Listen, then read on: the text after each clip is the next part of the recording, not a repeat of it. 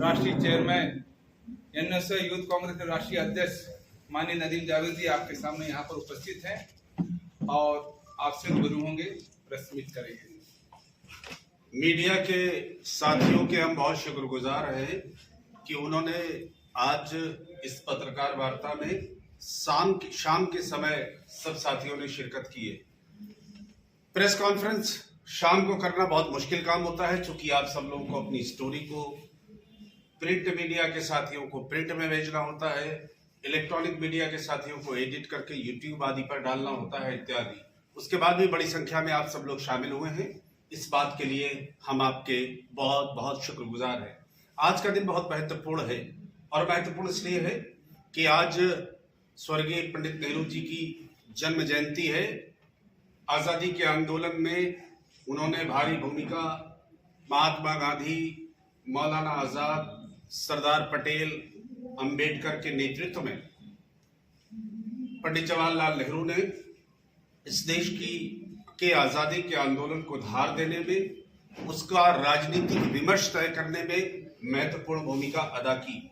आजादी के बाद जो नया भारत बना, आजादी के बाद जो इस देश के अंदर संविधान के माध्यम से संस्थाएं खड़ी हुई, उस संस्थाओं की और संविधान की पूरी परिकल्पना के पीछे अगर किसी एक व्यक्ति का विचार हम समझते हैं कि था, तो वो पंडित जवाहरलाल नेहरू जी का था। उनकी जन्म जयंती के अवसर पर, उनके जन्मदिन के अवसर पर मैं अपनी तरफ से, जिला कांग्रेस कमेटी की तरफ से, शहर कांग्रेस कमेटी की तरफ से और कांग्रेस के तमाम साथियों की तरफ से श्रद्धा सुमन अर्पित करता हूं।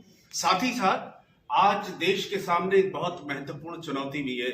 देश में लोकतंत्र की जड़ें बहुत गहरी इसलिए बन पाई हैं कि इस देश के अंदर हमने संविधान के माध्यम से संस्थाएं खड़ी करने का काम किया।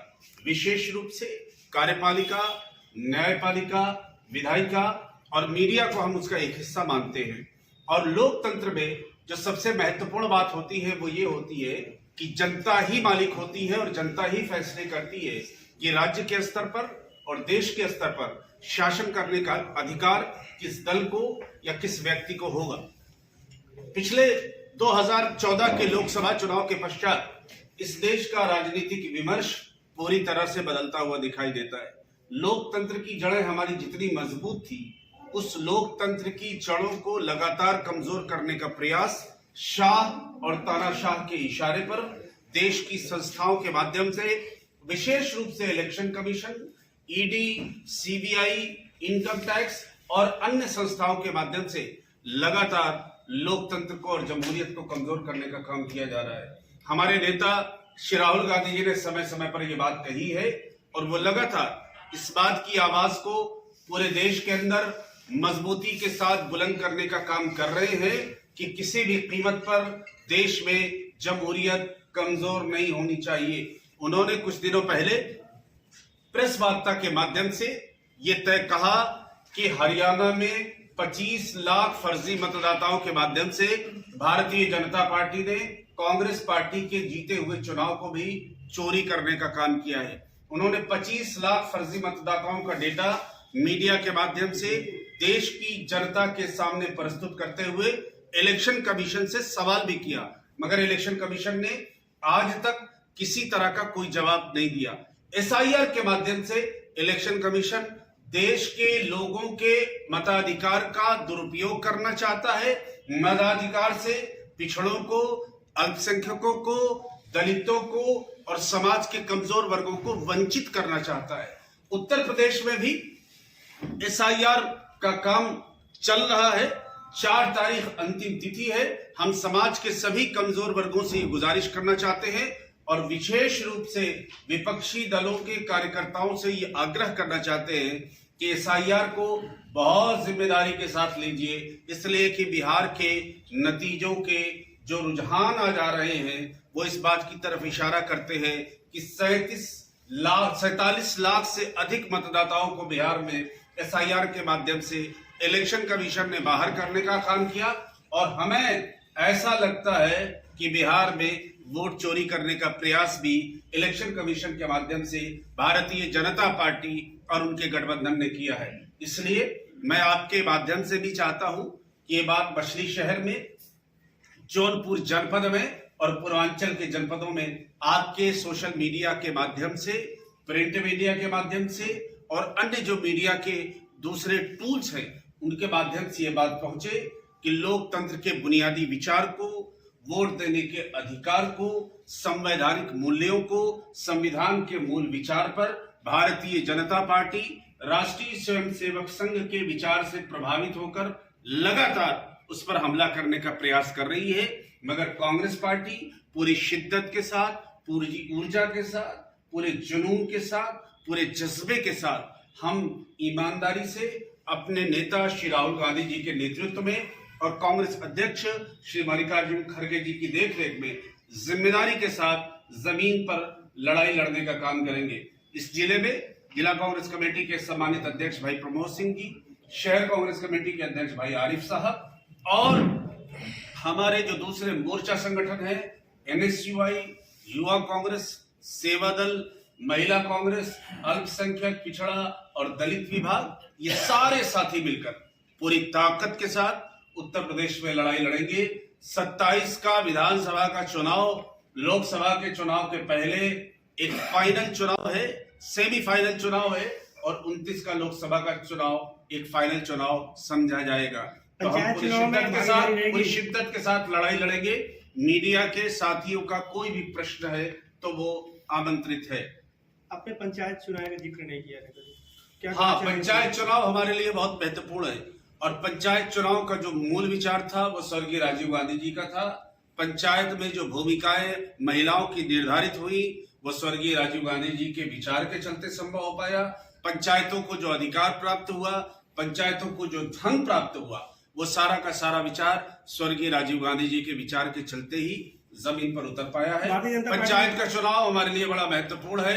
कांग्रेस का एक एक कार्यकर्ता पंचायत के चुनाव में गंभीरता से लगकर कांग्रेस के समर्थित प्रत्याशियों को और जहां कांग्रेस पार्टी के प्रत्याशी नहीं होंगे वहां इंडिया गठबंधन के प्रत्याशियों को जिम्मेदारी से चुनाव लड़वाकर जितवाने का काम करेगा। बीजेपी के लोग कह रहे हैं कि पंचायत चुनाव भी हम जीतेंगे यूपी में। बीजेपी के लोग तो साहब अब दुनिया का कोई भी चुनाव जीत सकते हैं। जब रिगिंग करनी है, जब वोट चोरी करनी है, जब वह संवैधानिक संस्थाओं को हाशिए पर डालना है तो निश्चित रूप से भारतीय जनता पार्टी कोई भी चुनाव जीत सकती है। लेकिन मैं आपसे जरूर ये गुजारिश करना चाहता हूं, बाई इलेक्शन भी कुछ राज्यों में हुए हैं, जिसमें तेलंगाना में जुबली हिल्स का हुआ है, जिसमें राजस्थान में उपचुनाव हुआ है। इन उपचुनावों में जहां पर हमें लगता है कि रिगिंग नहीं हुई है, जहां फर्जी वोटर नहीं बने हैं, वहां पर तो कांग्रेस पार्टी चुनाव जीती है। लेकिन जहां पर पूरे राज्य का चुनाव हो रहा है वहां पर इंडिया गठबंधन चुनाव इस तरह से हारता हुआ दिखाई दे रहा है जिसकी कल्पना देश के किसी भी राजनीतिक पंडित ने नहीं की थी। तो हमारा स्पष्ट समझदारी है कि भारतीय जनता पार्टी और इलेक्शन कमीशन की मिलीभगत से चुनाव में कुछ ऐसा हो रहा है जो कि सामान्य नहीं।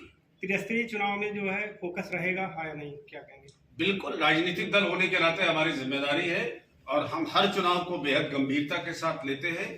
त्रिस्तरीय चुनाव को भी कांग्रेस पार्टी का एक एक कार्यकर्ता, जिला कांग्रेस कमेटी की और शहर कांग्रेस कमेटी तो उसमें शामिल नहीं है, लेकिन जिला कांग्रेस कमेटी की देखरेख में पूरी जिम्मेदारी के साथ पूरे जनपद के अंदर 9 विधानसभा में और दोनों लोकसभा में जिम्मेदारी के साथ लड़ेगा। इसमें कहीं किसी तरह की कोई शंका नहीं होनी चाहिए। दिल्ली लाल किले पे अभी लास्ट हुआ, उस पर क्या कहना चाहेंगे? बहुत ही दुर्भाग्यपूर्ण है। भारतीय जनता पार्टी जब सत्ता में रहती है तो इस तरह के ब्लास्ट दुर्भाग्यपूर्ण तरीके से होते रहते हैं। लेकिन खासतौर से पार्लियामेंट का अटैक हुआ था। पार्लियामेंट का अटैक हुआ था वो जब अटल बिहारी वाजपेयी जी की सरकार थी, उस समय पार्लियामेंट का अटैक हुआ था। और कांग्रेस पार्टी तो विशेष रूप से इस आतंकवाद से प्रभावित रही है। हमारी पार्टी के शीर्षस्थ नेत्री श्रीमती इंदिरा गांधी जी, हमारी पार्टी के शीर्षस्थ नेता और देश के पूर्व प्रधानमंत्री राजीव गांधी जी, हमारे पंजाब के मुख्यमंत्री स्वर्गीय बेअंत सिंह जी और हमारे हजारों कार्यकर्ता देश में आजादी के आंदोलन के समय और आजादी के आंदोलन के बाद आतंकवाद से लड़ते हुए शहीद हो गए। इसलिए हमें इस बात का एहसास है कि आतंकवाद इस देश के लिए कितना घातक है और इससे कितना नुकसान इस देश के लोगों का होता है।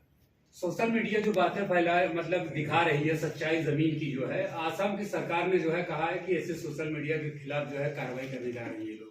उस पर आप क्या कहेंगे? देखिए, मैं क्या हम समझता लोगों को भी डराया जाएगा?